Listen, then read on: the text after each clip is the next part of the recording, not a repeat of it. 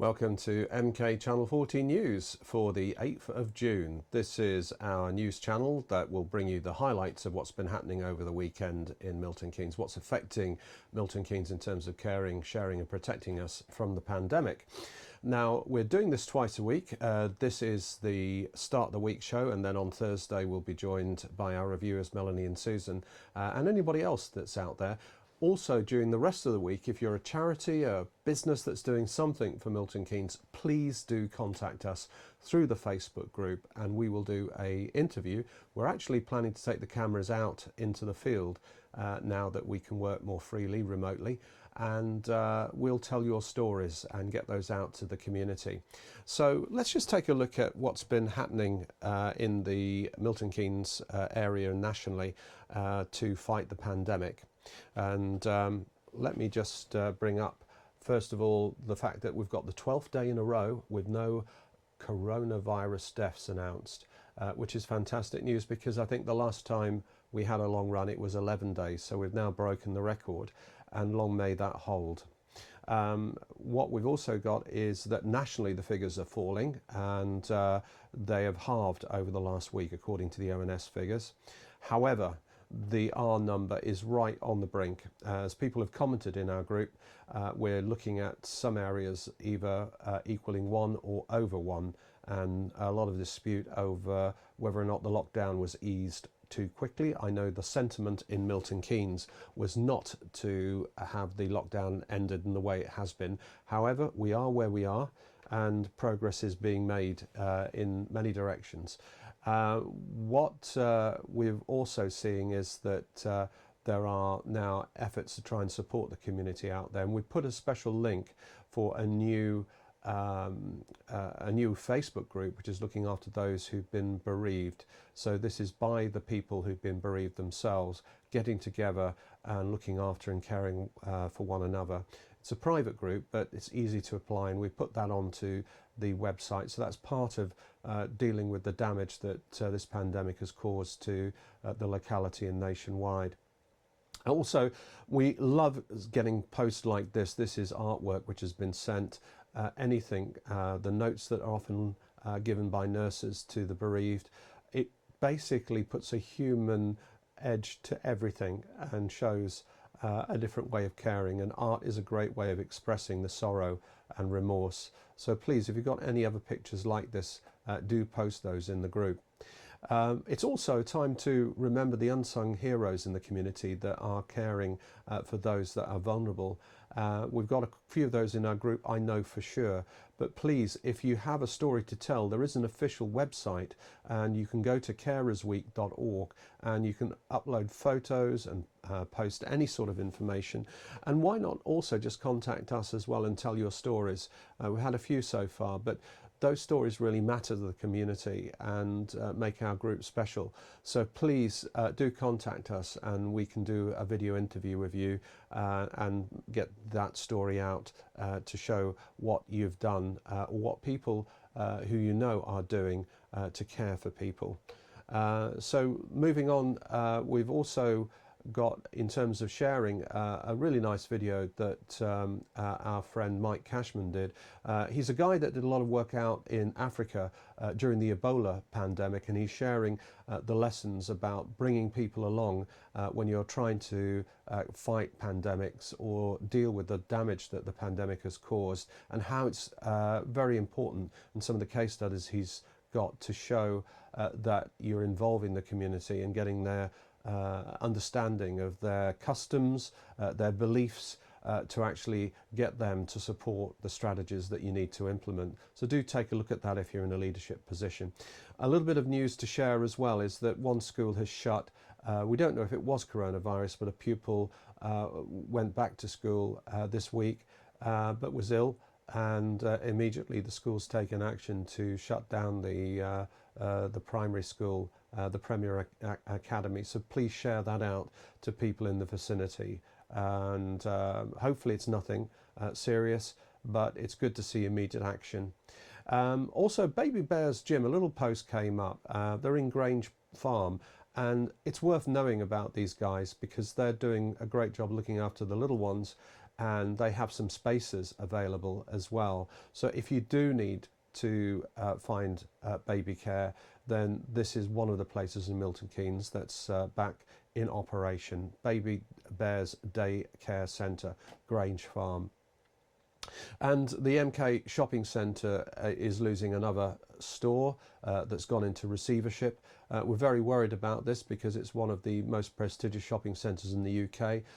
Every year tens of thousands of people come from all over the UK here and boost the economy.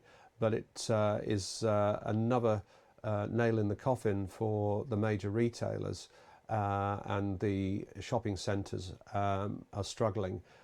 So there we go, a very difficult time, and we'll see what happens in terms of keeping Into open.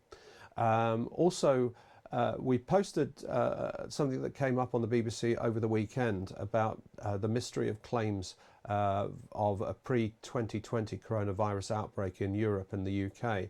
Fergus Walsh, who's a very respected journalist, failed to uncover an awful lot of other stories or link it to the stories that include university studies tracing back the origins of the pandemic to a sports event in October last year in China, where 6,000 athletes went out and we think caught the virus and then spread it far earlier than the reported outbreak on the 31st of December in Wuhan. Now, very interestingly, I've added to that a link to a YouTube video that shows satellite pictures of all of the hospitals in that area in China.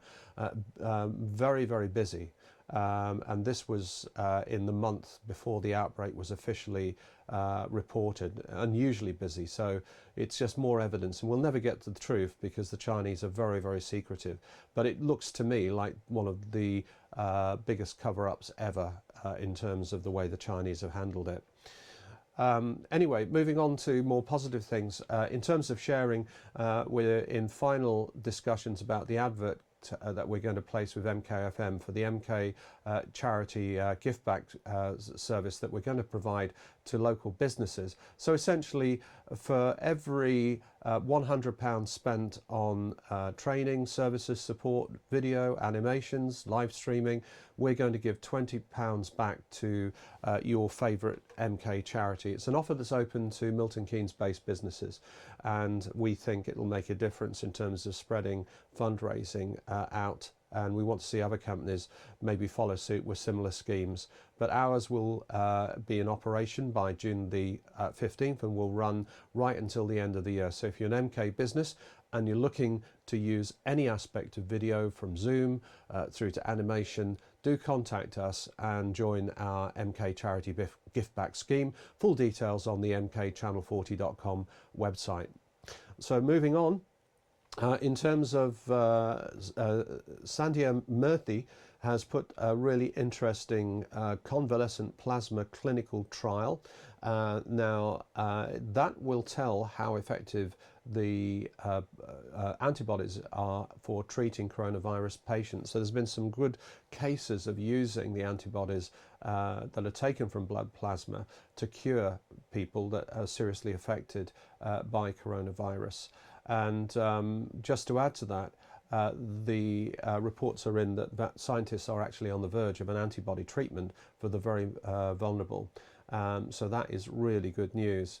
And also, just in terms of protection, we put a little bit of news about the masks. At last, the government is getting everybody to mask up. I think the advice is quite simple. You know, we need to wash our hands, we need to keep our social distancing, and masks work. So it's really good to see that there's now a bit of clarity at long last, and I think it should be applied universally. What else have we got? Well, Sandhya Murthy as well put a pretty amazing scheme. It's onedaysooner.org, and they arrange for challenging trials. So this is where people deliberately get infected, and then they can test vaccines, and it generally speeds up the process of actually finding workable vaccines. So Sandhya's actually put her name down, and there's details of how you can volunteer. There's no commitment to actually go through, so you can register and then have a think about it. But essentially that's another way that people can sacrifice and commit themselves to give some time and their bodies, if you like, to help in the fight. And hopefully they'll be fit people, not the most vulnerable, so it'll only be a mild case of flu-like symptoms, but something very interesting happening there. And so that's the news for today. If you, as I say, have any news of your own, anything you want to care, share or protect, let us know. And we'll get that out to Milton Keynes. Businesses, we will do it for free as long as it's genuine efforts that you're putting forward.